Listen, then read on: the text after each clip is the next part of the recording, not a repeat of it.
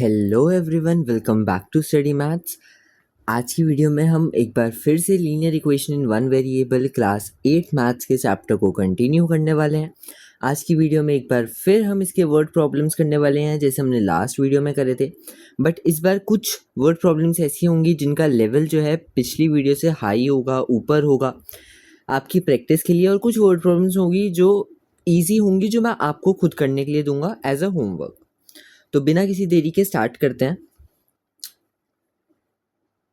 सबसे पहला question, what number should be added to each of the numbers 3, 5, 13 and 19 so that resulting numbers may be in proportion. Okay, तो सबसे पहली चीज इधर आती है कि प्रोपोर्शन क्या होता है। ठीक है, तो क्लास 7th में आपने एक चैप्टर पढ़ा था जिसका नाम था रेशियो एंड प्रोपोर्शन। पढ़ा था, नहीं पढ़ा था? तो उस चैप्टर में आपने क्या पढ़ा था? उस चैप्टर में आपने पढ़ा था कि रेशियो क्या होता है एंड प्रोपोर्शन क्या होता है। रेशियो तो सिंपल हो गया, लाइक 3/5 फ्रैक्शन है, मैं इसको ऐसे रेशियो में लिख सकता हूँ। लेकिन प्रोपोर्शन का मतलब ये होता है, कुछ इस तरीके से वो प्रोपोर्शन बनता था, और इसका मतलब ये होता था कि जो पहला वाला फ्रैक्शन बनेगा ये इक्वल आना चाहिए सेकेंड वाले फ्रैक्शन के। तो ये होता था हमारा प्रोपोर्शन। तो बेसिक चीज़ जो थी वो मैंने आपको क्लियर करवा दी है कि प्रोपोर्शन होता क्या है। जब तक आपको पता नहीं होगा आप क्वेश्चन कैसे सॉल्व करोगे। ठीक है, अब ये कह रहा है what number should be added to each of the numbers. इन सब में मैं ऐसा क्या ऐड करूं कि ये जो है ये प्रोपोर्शन बन जाए। तो स्टार्ट करते हैं। सबसे पहले मैं लिखूंगा let the number be added. जोन सा नंबर मुझे ऐड करना है वो x हो गया। अब अकॉर्डिंग टू क्वेश्चन के हिसाब से प्रोपोर्शन मैंने आपको क्या बताया, 3/5 और 13/19। अब ऐड करना है तो प्लस x हो गया चारों में, क्योंकि सब में एक नंबर ऐड करना था। ठीक है, प्लस x हो गया। अब आगे हमारा क्वेश्चन बहुत सिंपल है, आगे आपको सॉल्व करना आता है। इसको क्रॉस मल्टीप्लाई करके हम सॉल्व करने वाले हैं। यहाँ पर 3 + x ऑलरेडी था, इसके पास 19 + x आ गया। यहाँ पर 13 + x ऑलरेडी था, इसके पास 5 + x आ गया। अब ये वाली जो कैलकुलेशन है ये मैंने पहले की स्टार्टिंग की जो 2 वीडियोस थी उसमें बहुत अच्छे से करवाई हुई हैं कि किस तरीके से ये डबल ब्रैकेट्स को हम सॉल्व करते हैं, कैलकुलेट करते हैं। उसमें हमने मेन इक्वेशंस को सॉल्व करना ही सीखा था, और अब की वीडियो में हम इक्वेशन पहले फॉर्म करके सॉल्व करना सीख रहे हैं। तो ये वाली जो कैलकुलेशन है ये आई होप अगर आपने मेरी पहले की वीडियोस देखी होंगी तो आपको अच्छे से समझ आ गई होंगी, क्लियर होंगी कि ये कैसे करते हैं। तो वही चीज़ मैं आगे फॉरवर्ड करता हूँ।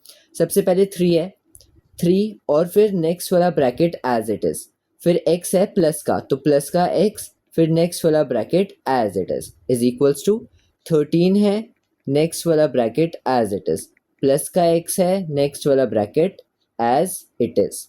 ठीक है, अब इसके आगे तो आपको पता ही है, ये इस तरीके से सॉल्व हो जाता है, इस तरीके से सॉल्व हो जाता है। ये भी हमने इस टाइप के भी बहुत क्वेश्चंस करे थे।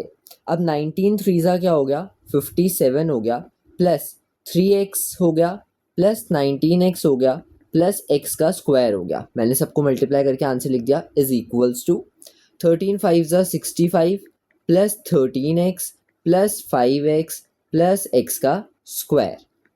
ओके, यहाँ तक क्लियर है। अब x वाली चीज़ें एक साइड करते हैं और नंबर को हम दूसरी साइड करते हैं। तो इधर मेरे पास 3x है, इधर मेरे पास 19x है, इधर मेरे पास x का स्क्वायर है। यहाँ का 13x यहाँ आके माइनस हो गया, यहाँ का 5x यहाँ आके माइनस हो गया, यहाँ का प्लस का x स्क्वायर यहाँ के माइनस का x स्क्वायर बन गया, इज इक्वल्स टू यहाँ पे 65 ऑलरेडी था, इधर का 57 उधर जाके माइनस का 57 हो गया। अब ये x स्क्वायर तो कैंसिल हो गए। अब हम इन नंबर्स को सॉल्व कर लेते हैं। 3x प्लस 19x हो गया 22x, उसमें से 13x मैं माइनस कर दूंगा तो मेरे पास 9x आ जाएंगे, उसमें से भी 5x मुझे माइनस करना है तो मेरे पास 4x आ जाएंगे। तो यहाँ पे मेरे पास आ गया 4x इज इक्वल्स टू, दोनों का डिफरेंस आ गया 8, तो x की वैल्यू आ गई 8 divided by 4, x is equals to 2 answer. तो आप लास्ट में लिख दोगे कि hence the required number to be added, जो सा नंबर हमें ऐड करना था, जो क्वेश्चन ने हमें कहा था वो 2 है।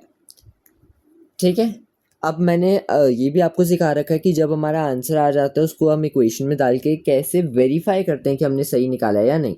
एक बार वो भी इस क्वेश्चन में करके देख लेते हैं। हर क्वेश्चन में मैं वेरीफाई नहीं बताऊंगा, क्योंकि ये सिर्फ आपको ये बताता है कि आपने आंसर सही किया या नहीं। एग्जाम में जब आप बैठे होगे तो आपको पता चल जाएगा कि आपका आंसर सही है या गलत। अब मान लो मैंने 2 और 2 ऐड कर दिया, तो 3 + 2 मेरा 5 बना, 5 + 2 मेरा 7 बना, तो इसका आंसर तो 5/7 आ गया। इधर मैंने 2 ऐड किया तो ये 15 बना, इधर 2 ऐड किया तो 21 बना। इधर 5/7 था, उधर 15/21 है। इसको मैं काट दूंगा, 3 5 जा 3 7 जा, कटिंग करके दोनों तरफ 5/7 आ गया, मतलब हमारा आंसर सही था। नेक्स्ट क्वेश्चन पे चलते हैं। The sum of the digits of a 2-digit number is 12। ये क्वेश्चन थोड़ा सा अच्छे लेवल का है।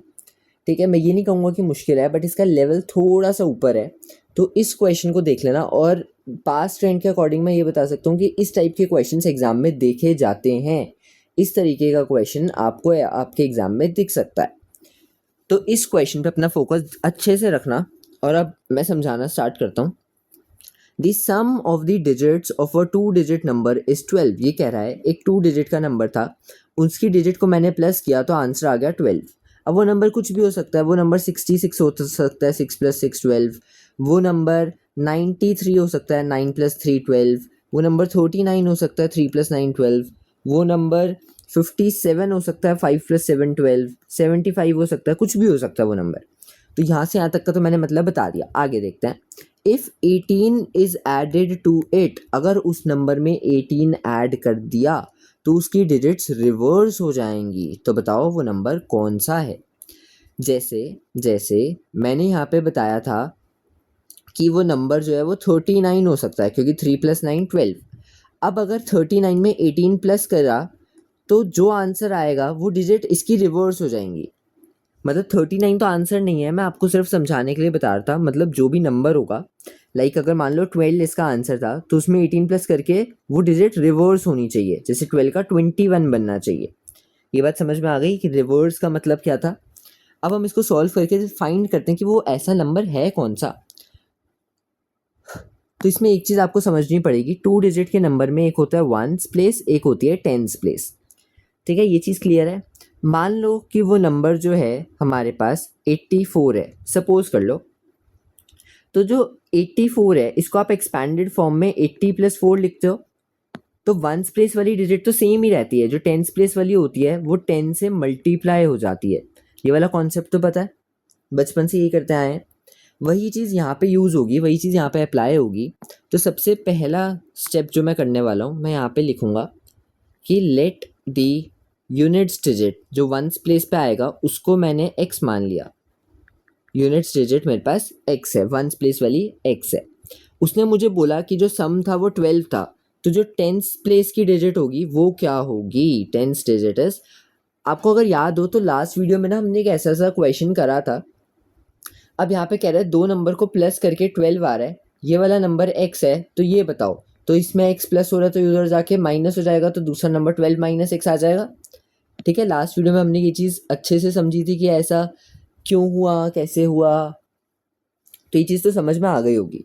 यूनिट्स डिजिट x थी, तो 10s डिजिट 12 - x आ गई, क्योंकि दोनों को प्लस करके 12 आता है।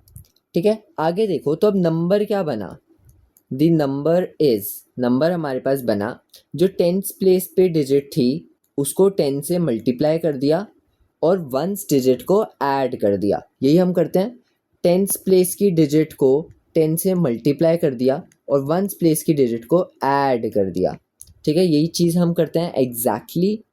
अब क्वेश्चन ने क्या कहा है, ये हमारा नंबर तो बन गया। अब अकॉर्डिंग टू क्वेश्चन, क्वेश्चन हमें कह रहा है if 18 is added to it the digits reversed.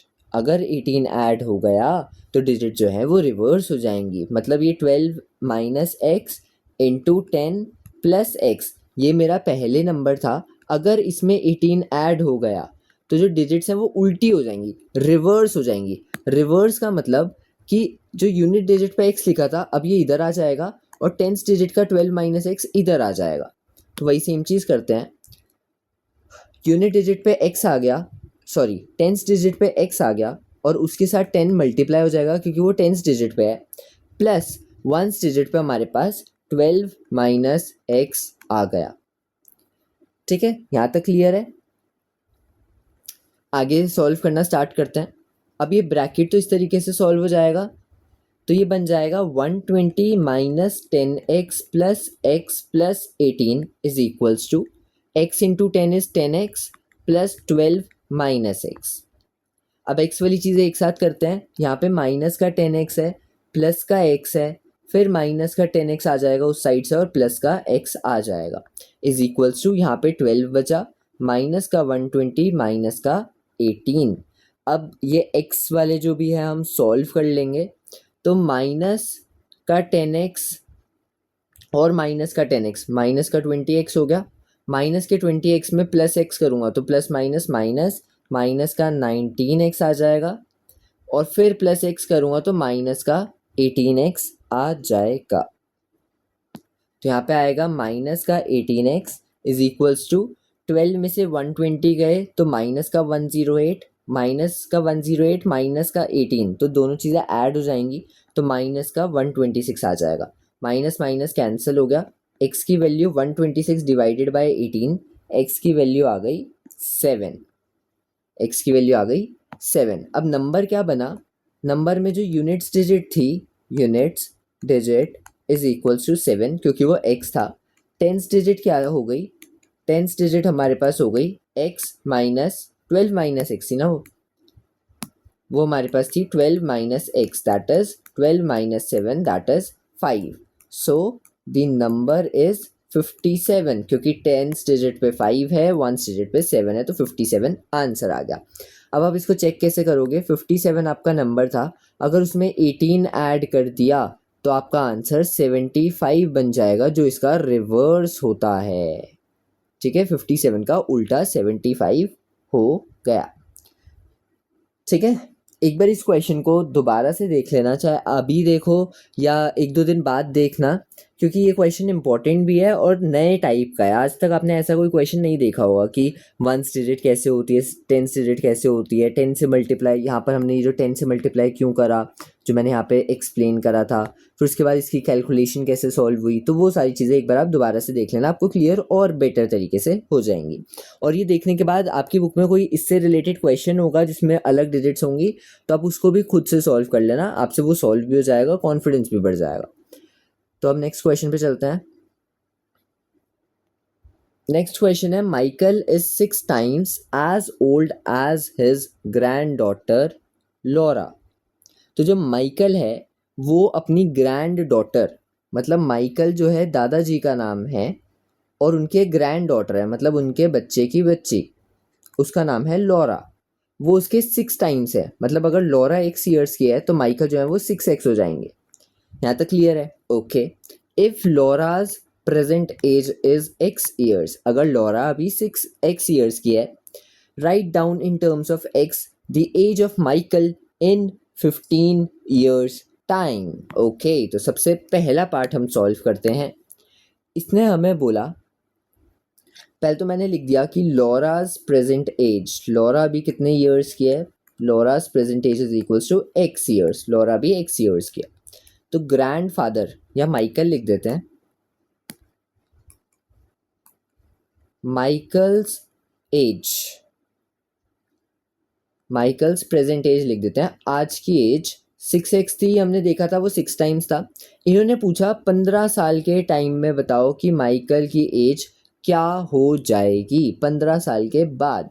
तो after 15 years age of Michael, Michael की एज कितनी हो जाएगी, अभी 6x है, 15 ईयर्स बाद वो 15 साल और बड़ा हो जाएगा तो प्लस 15 हो गई। ठीक है, यहाँ तक क्लियर है? यहाँ तक क्लियर है? ओके, नेक्स्ट पार्ट पे पढ़ते हैं। नेक्स्ट पार्ट देखते हैं क्या है। इन 15 ईयर्स टाइम, 15 साल के इस टाइम में Michael will be 3 times as old as Laura, right an equation in x and hence find their present ages. अब वो ये कह रहा है कि इन 15 साल के बाद, सेकेंड पार्ट, 15 साल के बाद माइकल की एज थी 6x + 15, ठीक है। Michael will be 3 times as old as Laura. Will be मतलब इक्वल में जाएंगे, अकॉर्डिंग टू क्वेश्चन लिख देते हैं। 3 times हो जाएगा लॉरा का। लॉरा की आज की एज कितनी है, x ईयर्स। 15 साल बाद कितनी हो जाएगी, 15 साल और प्लस हो जाएंगे। 3 times का मतलब 3 से मल्टीप्लाई। तो वही सेम चीज़ हमने क्वेश्चन पढ़ा, उसको समझा और उससे एक इक्वेशन फॉर्म कर ली। जैसे ही आपने इक्वेशन का पार्ट सॉल्व कर लिया कि इक्वेशन कैसे बनी, उसके बाद क्वेश्चन बहुत ही आसान है, आपको बस सॉल्व करना है। एक बार दोबारा सुन लो। इन 15 ईयर्स टाइम, मतलब इन 15 सालों के बाद, माइकल 6x का था तो माइकल 6x + 15 का हो गया। एंड लॉरा जो थी वो x ईयर्स की थी तो वो x + 15 ईयर्स की हो गई। अब माइकल जो है वो 3 times हो जाएगा, तो जो लॉरा की एज आई थी x + 15, इसका 3 times कर दिया, 3 से मल्टीप्लाई कर दिया। अब सॉल्व करते हैं। यहाँ पे आएगा 6x + 15 = ब्रैकेट सॉल्व 3x + 45। अब x वाली चीज़ें एक साथ, 6x - 3x = 45 - 15, 3x = 30, x की वैल्यू आ जाएगी 30 / 3, x की वैल्यू आ गई 10। अब उसने पूछा था इनकी आज की एज बताओ, लॉरा की भी और माइकल की भी। तो मैं लिख देता हूँ लॉराज प्रेजेंट एज = वो x साल की थी, मतलब वो 10 ईयर्स की हो गई क्योंकि x की वैल्यू हमने 10 निकाली। और फिर माइकल्स प्रेजेंट एज माइकल जो था वो 6x का था, मतलब वो 10 × 6 60 ईयर्स का हो गया। ये क्वेश्चन भी हमारा सॉल्व हो जाता है। नेक्स्ट क्वेश्चन पे चलते हैं। अब कुछ थोड़े लो लेवल के क्वेश्चंस भी हैं बीच बीच में, जो मतलब बहुत ही ईजी हैं, बहुत ही बेसिक हैं, जिससे आप अपनी प्रैक्टिस को स्टार्ट करने वाले हो, ठीक है। डायरेक्टली आप हैवी क्वेश्चंस पे नहीं जाओगे, आप पहले स्मॉल, धीरे धीरे अपना बेस बढ़ाओगे। तो सबसे पहला क्वेश्चन मैं आप लोगों के लिए लेके आया हूँ। ये आप अभी वीडियो पॉज करके मुझसे पहले ये क्वेश्चन करोगे, फिर आप देखोगे कि मैंने कैसे करा और अपना आंसर मैच करोगे, ठीक है। मुझसे पहले करके आप कमेंट में इसका आंसर बता देना कि आपका आंसर क्या आया था, और फिर आप अपना आंसर चेक कर लेना, ठीक है। 3 more than, तो आप अपना स्टार्ट कर सकते हो वीडियो पॉज करके। अब मैं भी स्टार्ट करवाता हूँ। सबसे पहले है 3 more than मतलब ऐड हो जाएगा। ट्वाइस अ नंबर मतलब 2x हो गया। इज इक्वल्स टू इक्वल के अलावा मैं पहले यहाँ से यहाँ तक का सोचूं तो मेरे पास उसने ट्वाइस अ नंबर बोला और 3 more than बोला तो +3 बोला। इज इक्वल का मतलब इक्वल का साइन आ गया। 4 less than the number x था, 4 लेस देन था तो 4 माइनस हो गया। तो इक्वेशन मेरे पास बन चुकी है। अब मैं इसको सॉल्व कर दूंगा। पहले मैं लिख देता हूँ let the number is equals to x।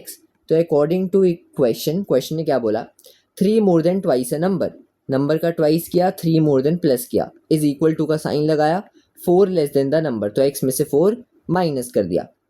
अब हम सॉल्व करने वाले हैं। x वाली चीज़ें एक साथ और नंबर वाली चीज़ें एक साथ। 2x में से x गए x, -4 -3 -7। तो जो नंबर था, नंबर इज इक्वल्स टू -7। या आप इक्वेशन में ऐसे भी लिख सकते हो the required number will be -7। तो हमारा आंसर आ चुका है। नेक्स्ट क्वेश्चन पे चलते हैं।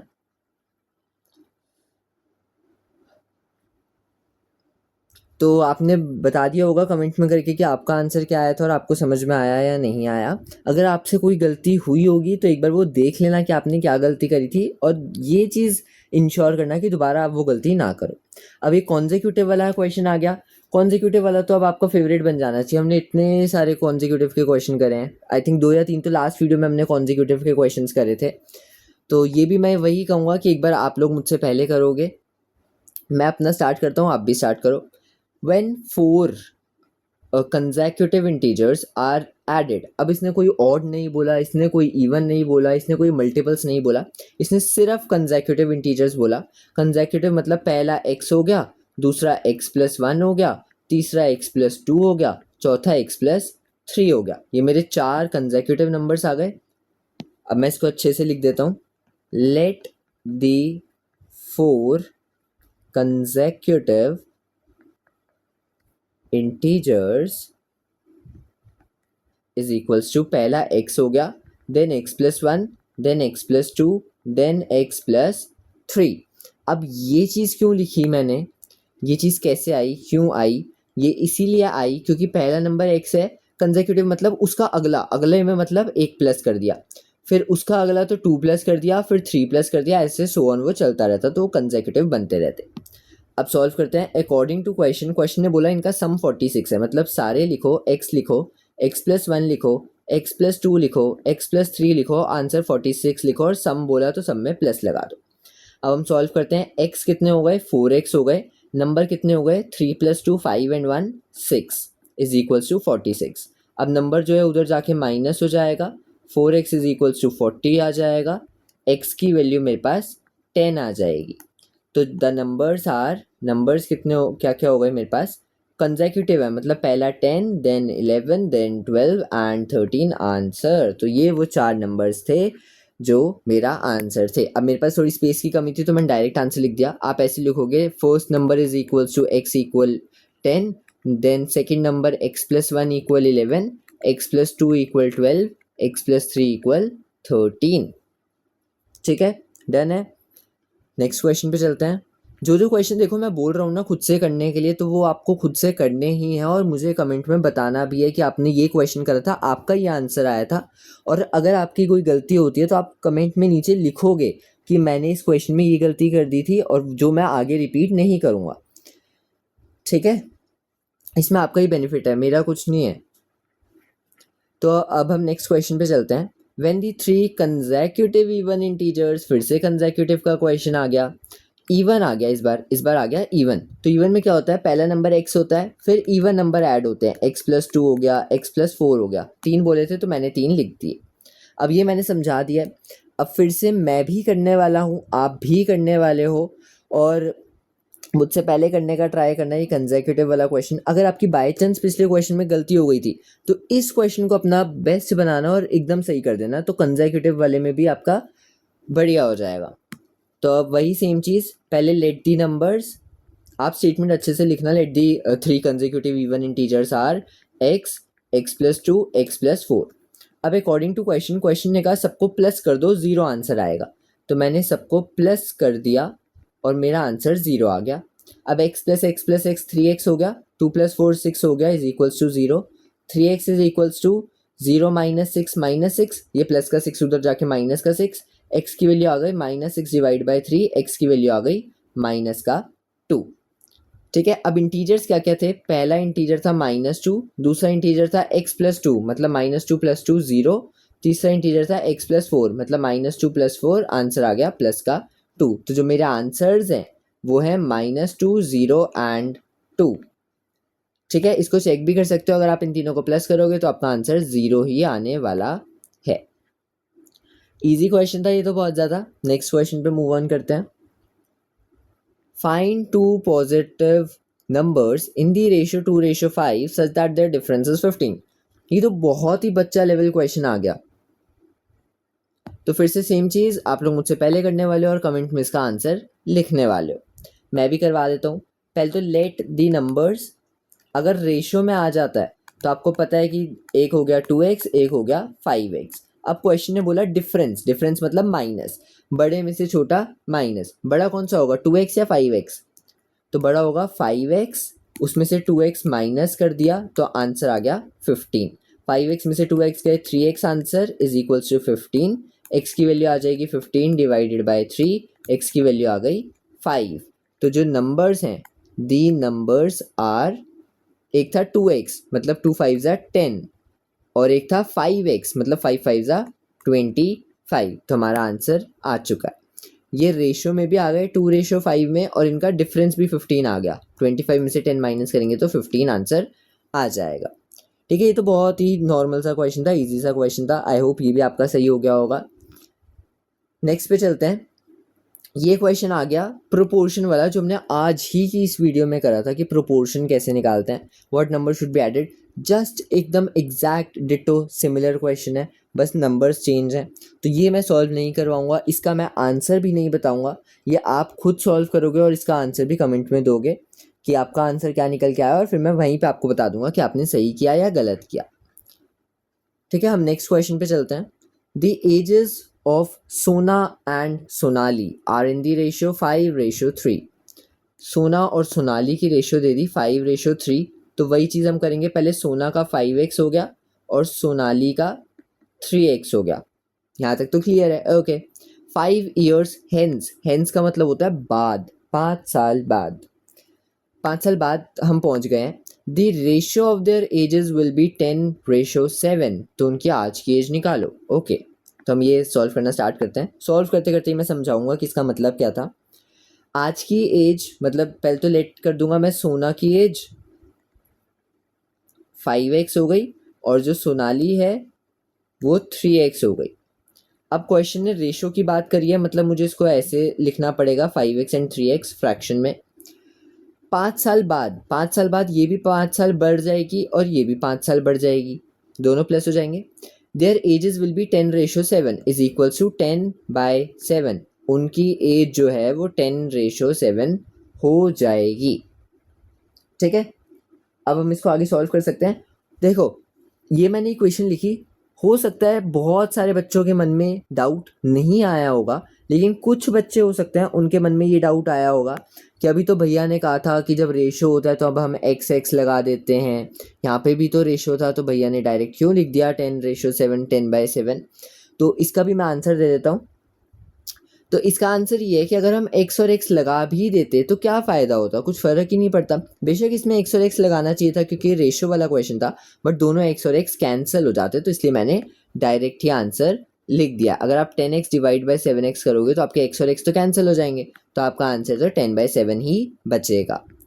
अब हम आगे सॉल्व कर लेते हैं इस क्वेश्चन को। ये क्रॉस मल्टीप्लाई हो जाएगा, 5x + 5 इसके पास ऑलरेडी था, 7 एक्स्ट्रा आ गया।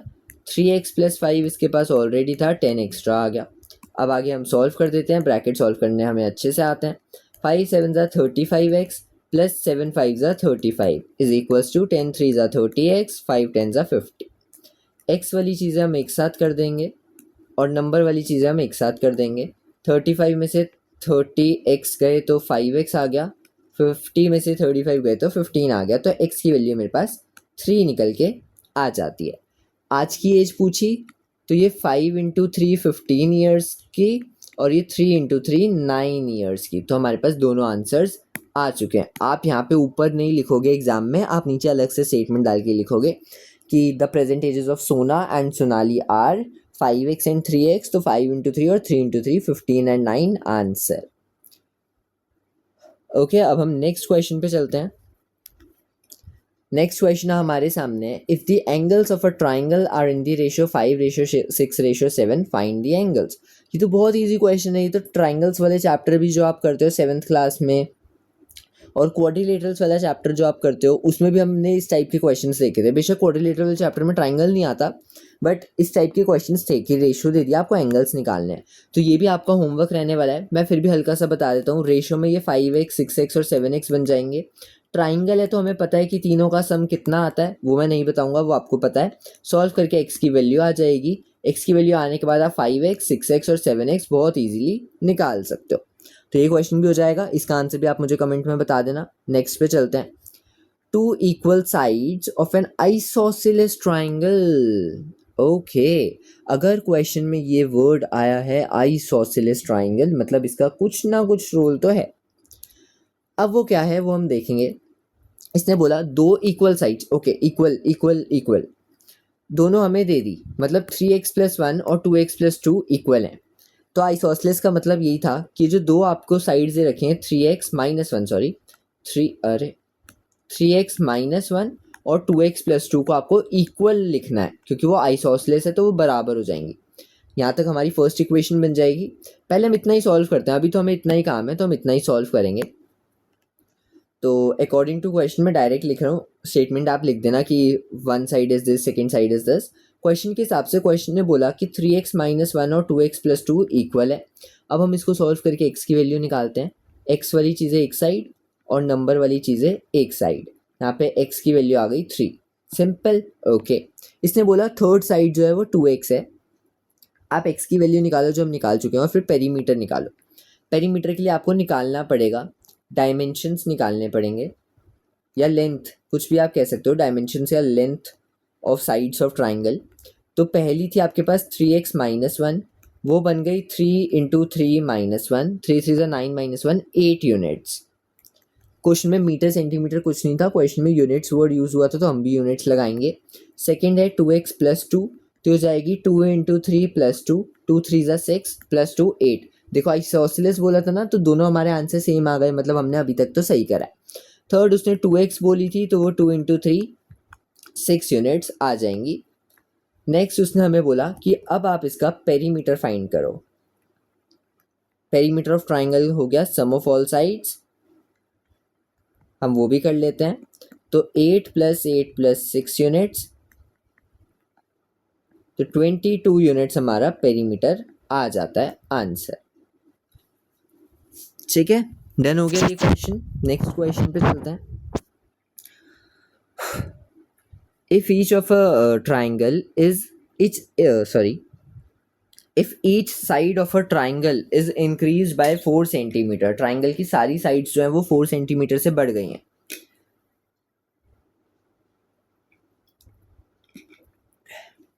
The ratio of the perimeters of a new triangle and the given triangle is 7:5. Find the perimeter of the given triangle. अच्छा क्वेश्चन है, एक बार इसको भी सॉल्व कर लेते हैं, देखते हैं इसमें क्या कह रहा है। Okay, if each side of a triangle is increase by 4 centimetre. इस क्वेश्चन में ना पता है एक चीज़ की कमी है, इसने ये नहीं बताया कि वो कौन सा ट्राइंगल है। इसमें हमें एक अजम्पशन लेनी पड़ेगी, हमें खुद से मानना पड़ेगा कि वो एक इक्विलेटरल ट्राइंगल है, क्योंकि इक्विलेटरल से ही ये क्वेश्चन सॉल्व हो सकता है। और कि कोई भी ट्राइंगल अगर होगा तो ये क्वेश्चन 8th क्लास के अकॉर्डिंग तो ये सॉल्व नहीं हो सकता। ठीक है, तो इसमें ये एक छोटी सी आपको अजम्पशन माननी है कि अगर ट्राइंगल वर्ड आए तो इक्विलेटरल ट्राइंगल की बात हो रही है, क्योंकि इसने हर साइड की बात कर दी, तो हर साइड में हम हर सबको सेम मान के चलेंगे। तो सबसे पहला स्टेप मैं करता हूँ। सबसे पहला जो हमारा स्टेप है वो हो जाएगा let all sides of a triangle is equals to x. सारी साइड्स एक्स हो गई, तो उसका पेरीमीटर कितना आ जाएगा। इक्विलेटरल ट्राइंगल का पेरीमीटर आपने पढ़ा है ना, वो 3 × साइड होता था, तो वो 3 × x 3x आंसर आ जाएगा, तो पेरीमीटर तो निकल गया। अब क्वेश्चन ने बोला सारी साइड्स जो हैं वो 4 सेंटीमीटर से प्लस हो गई, तो अब मैं लिखूंगा न्यू साइड्स। न्यू साइड्स कितनी हो गई, x + 4, 4 सेंटीमीटर प्लस हो गया। अब नया पेरीमीटर निकाल देते हैं, न्यू पेरीमीटर यहाँ पे लिख देते हैं according to question. New perimeter मेरे पास कितना आ जाएगा, 3 × x + 4 आ जाएगा। इसको मैं थोड़ा सा सॉल्व करूँगा तो ये 3x + 12 आ जाएगा। ठीक है, 3 × साइड होता है, मैंने 3 से मल्टीप्लाई करके सॉल्व करके आंसर लिख दिया। उसके बाद है the ratio of the perimeters of new triangle and the given triangle is 7:5। आपको रेशियो में लिखना है, मतलब फ्रैक्शन में लिखेंगे, और जो आंसर है वो 7/5 आ जाएगा। अब एक चीज़ इसमें ध्यान देने वाली है, या पहले मैं लिखता हूँ फिर मैं बताऊँगा। हमारा पहला पेरीमीटर आया था 3x, सेकेंड पेरीमीटर आया था 3x + 12। अब हमारा लॉजिक क्या कहता है कि हम इसको ऐसे सॉल्व करेंगे क्रॉस मल्टीप्लाई करके। तो अब आप एक बार इसको सॉल्व करो, फिर मैं एक चीज़ बताने वाला हूँ बहुत ही इंटरेस्टिंग। मैं इसको भी सॉल्व नहीं करूँगा, पहले मैं चाहूँगा कि आप लोग इसको सॉल्व करो। ठीक है, जल्दी से कर दो, 2 मिनट में सॉल्व। मैं ऐसे ही वेट कर रहा हूँ, या आप एक बार वीडियो पॉज करके सॉल्व करो। चलो, आई होप आपने सॉल्व कर लिया होगा। अब मैं जो चीज़ बताने वाला हूँ, अगर मैं वो डायरेक्टली बता देता ना तो आप भूल जाते, आपको वो चीज़ याद ही नहीं रहती। लेकिन अब जो मैं बताऊँगा, जिस वे में बताऊँगा, आपको वो चीज़ एग्ज़ाम में डेफिनेटली याद रहने वाली है। तो वो चीज़ ये थी कि जो आपने अभी सॉल्व करा है, अगर आपने सॉल्व करा है, देखो सॉल्व करना आपका बनता था, अगर मैंने कहा है तो आपको सॉल्व करना चाहिए।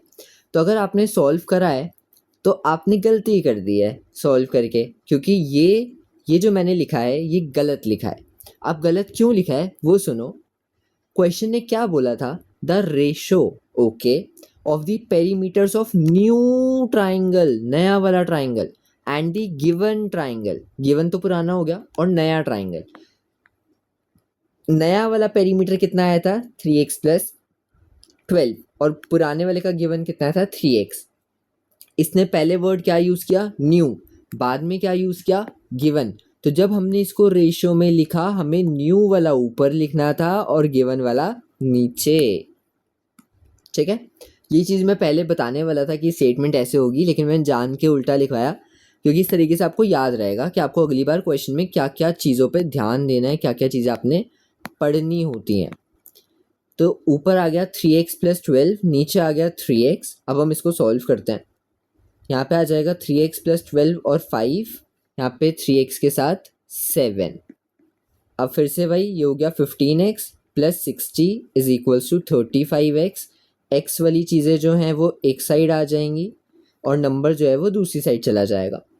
माइनस का 20x, माइनस का 60, माइनस से माइनस कैंसिल, x की वैल्यू आ जाएगी 60 / 23। तो x मेरा आ गया 3। इसने क्या पूछा था, फाइंड द पेरीमीटर निकालो, तो पेरीमीटर भी निकाल देते हैं। ऑफ पेरीमीटर कौन से का निकालना है, गिवन ट्राइंगल का। तो पेरीमीटर ऑफ गिवन ट्राइंगल, हमारे गिवन ट्राइंगल का पेरीमीटर कितना हो जाएगा, क्वेश्चन में कितना हमने माना था 3x माना था, तो वो 3 × 3 9 मीटर सेंटीमीटर जो भी क्वेश्चन ने बोला था वो आंसर आ जाएगा। ठीक है, इस क्वेश्चन ने डायरेक्टली हमें सेंटीमीटर वर्ड यूज़ करने को बोला था, पिछले में ऐसा नहीं था, तो हमने पिछले में यूनिट्स वर्ड यूज़ करी थी, इसमें सेंटीमीटर है, तो जो हमारा आंसर आया है उसमें हम आगे सेंटीमीटर लिख देंगे। ठीक है, तो आज की इस वीडियो के लिए इतना ही। मैंने आपको जितने भी होमवर्क दिए हैं मैं यही चाहूँगा कि आप लोग वो होमवर्क करोगे और कमेंट में मुझे उसका आंसर भी बताओगे। तो मेरे अकॉर्डिंग तो लीनियर इक्वेशन 1 वेरिएबल आपका पूरा कंप्लीट हो चुका है। कुछ और टाइप के क्वेश्चंस भी होते हैं लेकिन वो ना थोड़े एडवांस लेवल के हैं, तो वो 8th क्लास में इतने नहीं पूछे जाते, लेकिन अगर आप फिर भी मुझे कहोगे तो मैं वो भी आपको समझा दूंगा। वैसे वो इतने इंपॉर्टेंट नहीं है, जितने भी इंपॉर्टेंट टाइप के क्वेश्चंस थे, जितने भी टाइप के क्वेश्चंस बन सकते हैं जो 8th क्लास के अकॉर्डिंग है, वो सारे मैंने आपको करवा दिए हैं। कुछ क्वेश्चन जैसे आपकी बुक में होंगे वो आप खुद से प्रैक्टिस करने वाले हो, कुछ अलग टाइप के क्वेश्चंस भी होने चाहिए ना कि आप देख के अपना दिमाग खुद से लगा पाओ। सेम चीज़ें अगर आप जो मैंने सिखाई वही आप खुद से प्रैक्टिस करोगे तो बात नहीं बन पाएगी। तो मेरे अकॉर्डिंग तो ये चैप्टर फिनिश हो गया है। नेक्स्ट वीडियो में हम किसी और चैप्टर पे चलेंगे, मे बी मेंसुरेशन या फिर कोई और चैप्टर वो देख लेंगे। तो तब तक के लिए इतना ही, तब तक के लिए प्रैक्टिस करते रहना। ओके।